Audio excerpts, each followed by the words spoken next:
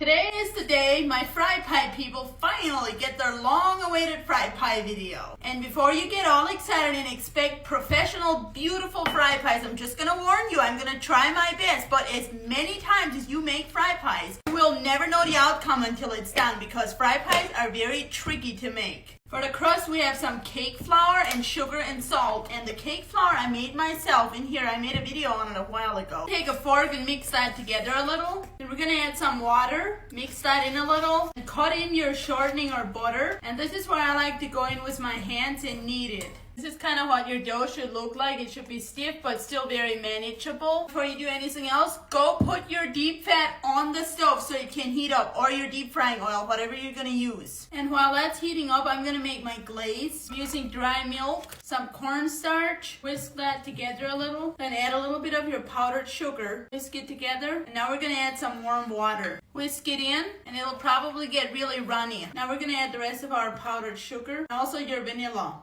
Now we want to whisk that until it's smooth. Okay, it's too stiff, so I'm going to add a little bit of water at a time and whisk it in until it's the consistency I want it to be. Okay, I got this the right consistency now. I'm going to take our dough out of the bowl, and you shouldn't have to flour your surface. And you want to cut it into the amount of pieces that it's supposed to make pies. I'm making half a batch of what the recipe says, so I'm making it into 6 pieces. Roll each one into a ball. And now we're going to take our rolling pin and roll these out. I want the dough to be pretty thin. We have this thing right here. Put your rollout dough on there. Make sure it goes out to the edges. And now you need some kind of cold filling. I'm using cherry filling. And you want it to be pretty thick. We're going to put 1 tablespoon on 1/2 of the pie. You have to be really careful that you don't overfill it. Now take your fingers, dip them in water, and go around the edges of half of the pie. And we're going to crimp this together. Make sure it's nice and crimped. Then just take your finger and scrape off the excess dough. Gently open it up, take it off, and it should look something like this. We're going to lay that aside and make another one. And you do not want to let these sit with the filling for a while, so I have made 2, so now we're going to go deep fry them. Make sure your oil is the right temperature, then gently drop them in. You also don't want to put too many in at a time. Once your pies are done, you can kind of tell by how long they've been in and how they act when they're in there. You don't want your oil too hot or they're going to burst open or burn before they're done. We're going to take them out, and I have a rack on my pan here. Put them on there for the oil to drip off. Now, while those things are still warm, we're going to drop them in our glaze. And the more they cool off before you glaze them, the thicker the glaze is going to be. Now I have another pan and rack set up like this that I'm going to put them on to let the glaze drip off.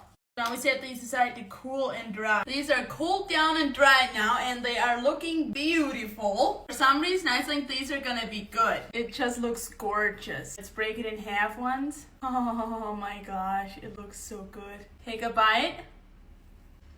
Heavenly. This recipe is in my Amish cookbook, and it is one of my favorite recipes. You can make it with any filling you want. Lemon, any fruit filling, chocolate filling, coconut filling, whatever's your favorite, make it. And you might want to make plenty of them because they're delicious. My Amish cookbook is on my website if you want to get it. Enjoy!